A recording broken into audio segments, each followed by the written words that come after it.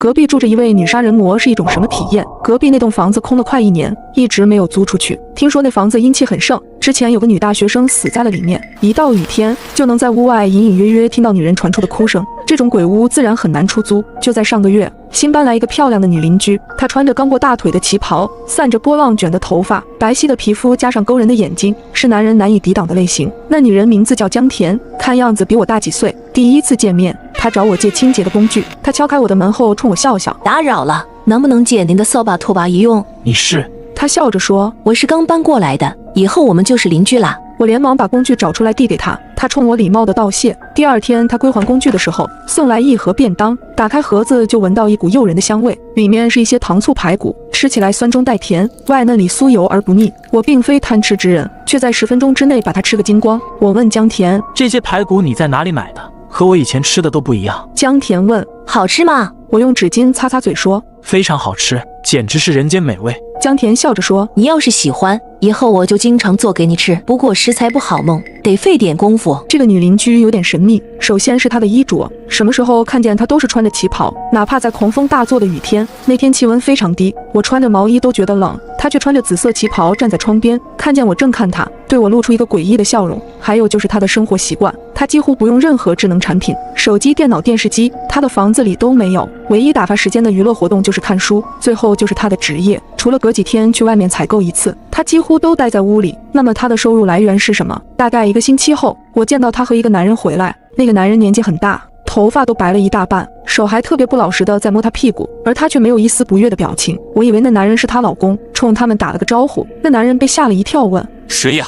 江田说：“我邻居。”男人有点急不可耐的样子，拉着江田朝屋里走。那一晚我正在玩电脑游戏，本来戴着耳机，却依稀听到一声惨叫，那声音非常刺耳，就像动物被宰杀时发出的叫声。我吓了一跳，取下耳机侧起耳朵，想听到底是什么动静。结果好几分钟过去，门口响起敲门声，我穿上拖鞋，开门后看到脸色微红的江田，他对我说：“不好意思，我家的菜刀坏了，能不能借用下你的刀？”我从厨房拿刀递给他。你刚刚有没有听到什么声音？江田露出一丝若有若无的笑意。什么声音？我疑惑地挠挠头，好像有什么东西在叫。江田看着我的眼睛，你听清楚了吗？我摊开手，我刚刚在玩游戏，隔着耳机好像听到一声。江田接过我的菜刀，安慰我说：“可能是你听错了，已经这么晚，你应该早点休息。”我看看墙上的时钟，确实不早了，已经快12点。关上门的那一瞬，我突然纳闷起来，已经是午夜，他借我的菜刀想干什么？第二天，江田归还菜刀的时候，如约带给我一盒红烧肉，不知道是他的厨艺太好，还是我饿得太厉害，我很快就把那盒红烧肉吃了个底朝天。江田对我的吃相很满意，全程都带着欣然的眼神。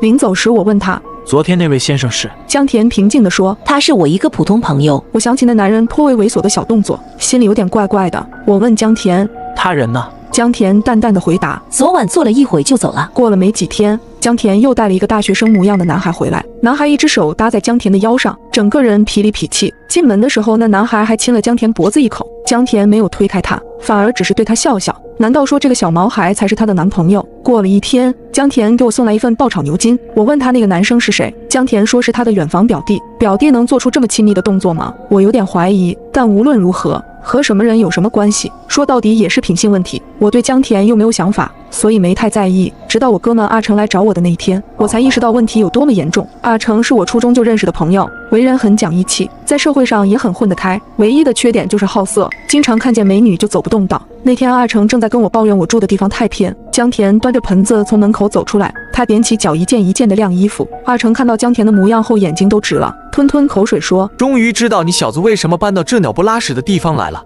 原来有个美女邻居。”我看他的样子就知道他起了色心，提醒他：“你别起坏心思。”我的话还没讲完，阿成已经跑到江田跟前，问他需不需要帮忙。我连忙追出去，对江田说：“对不起，对不起，这是我朋友，他脑子不大灵光，你别理他。”江田饶有深意地看了我一眼，他笑着说：“你朋友一直这么乐于助人吗？”阿成眼睛直勾勾地盯着江田白皙的大腿，哈喇子都快流出来。那天晚上，阿成破天荒地留了下来，要在我这里住一晚。我说：“你明天不用上班吗？”阿成说：“太晚了，我不想开夜车，多安全。”简直是司马昭之心。那天深夜，我迷迷糊糊听到开门的声音，想必是阿成开的门，应该又是去找江田搭讪了。我在心里骂了句人渣，就又昏睡过去。可我没能想到，阿成就这么人间蒸发了。我朋友是个好色之徒，我怀疑他的失踪与隔壁女邻居有关。朋友的车停在小区门口，一直到第二天中午，我都没见到他的人影，跟他打电话也总是关机。我心里觉得不对劲，敲响了邻居江田的房门。江田一副刚睡醒的样子。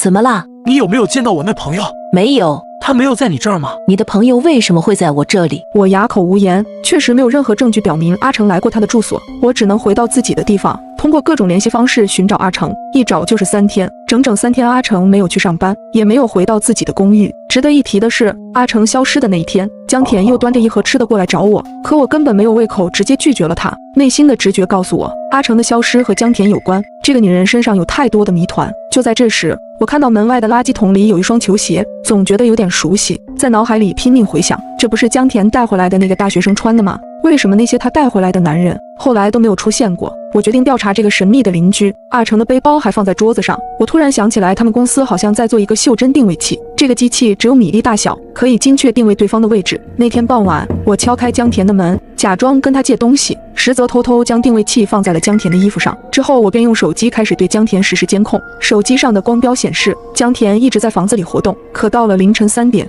我看到江田出门了，已经距离我超过1公里。我和江田的房子是挨着的，我顺着窗户悄无声息地爬进了江田的卧室。他的房间诡异的要命，除了一张床和一个梳妆台，几乎没有任何东西。我搜索了一下他的床铺，在他的枕头下面找到一张黑白照片，照片上的江田穿着学生装，看上去有点憔悴。我将照片放进了口袋里，接着又开了左边房间的门，那是他的书房。一股霉味扑面而来，我用手机的照明灯四处打量，发现那些书都是上个年代的书籍，还有一些甚至是绝版书，早在80年代就没有再印了。正当我随手翻着那些旧书时，突然听到一个奇怪的声音，那声音很微弱，仿佛有人在呻吟。我顺着声音找过去，在客厅的角落停住脚步，声音居然是从墙后传来的。难道说这房子还有密室？我认真地检查了每一块墙面，竟然真的打开了密室的房门。我冲着漆黑的密室方向喊：阿成，是你吗？他没有回答，只是单调地重复2个字：救我，救我。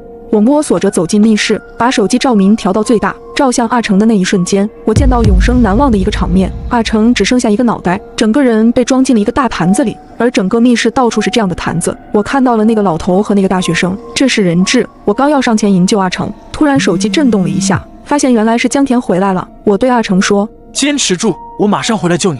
接着我连滚带爬地跑回了自己房间，并立刻报了警。喂，警察吗？我邻居是杀人犯，你们快来！对面的警察说道：请做好自我防护，我们马上就到。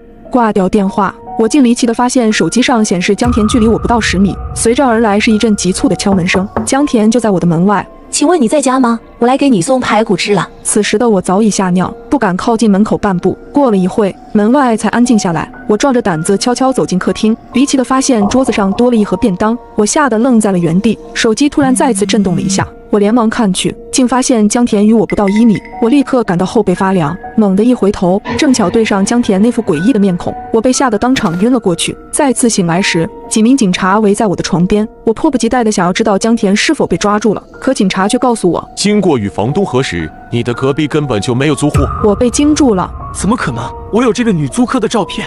说着便将口袋里的照片递给警察。警察看了看，告诉我，照片里的女孩早在10年前就死了，是被一名富豪的儿子给强暴致死的，当时还是我办的案子。但离奇的是，警察竟然在隔壁的房间里发现了我朋友和其他几名受害者的尸体，他们拥有共同的特点，全部都是好色之徒。而当我再次看见桌子上的排骨时，我立即捂着肚子跑去了厕所。